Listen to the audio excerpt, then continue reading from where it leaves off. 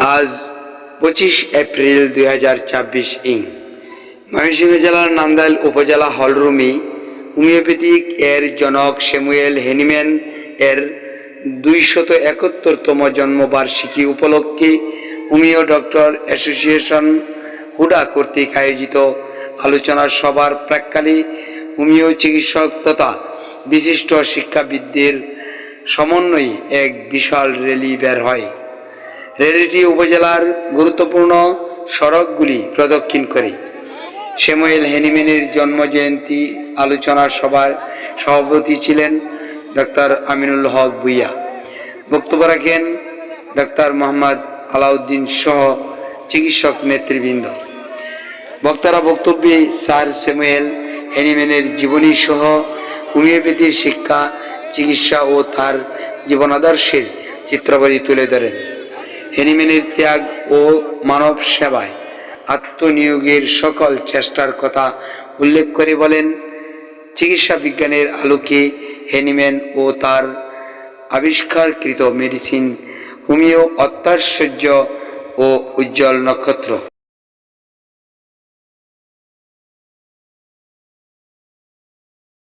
Mission নামক শহরে জন্মগ্রহণ করেন। তিনি এলোপ্যাথি চিকিৎসা বিজ্ঞানী ছিলেন। এলোপ্যাথি ওষুধ ব্যবহার করার কুফল উনি গবেষণা করে দেখলেন যে না, মানব দেহে এই স্থূলমাত্রা ওষুধ প্রয়োগের ফলে যে কুফল হয় সেটা থেকে মানব জাতিকে উত্তরণের জন্য নতুন কিছু করা দরকার। তারই প্রেক্ষিতে উনি গবেষণা শুরু করেন। গবেষণা করে উনি বের করলেন সিনকোনা নামক একটা গাছ।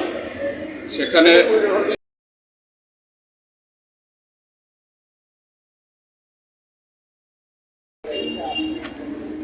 তারই ধারাবাহিকতায় জার্মান থেকে সেই চিকিৎসা পদ্ধতি সারা পৃথিবীতে এখন মানব সেবায় আমরা ডাক্তাররা নিয়োজিত আছি। তারই রেখে যাওয়া এটি হোমিওপ্যাথি সূক্ষ্মমাত্রা হোমিওপ্যাথি আজকে নান্দাইল উপজেলার মানুষদের মাঝে ওষুধ প্রয়োগের মাধ্যমে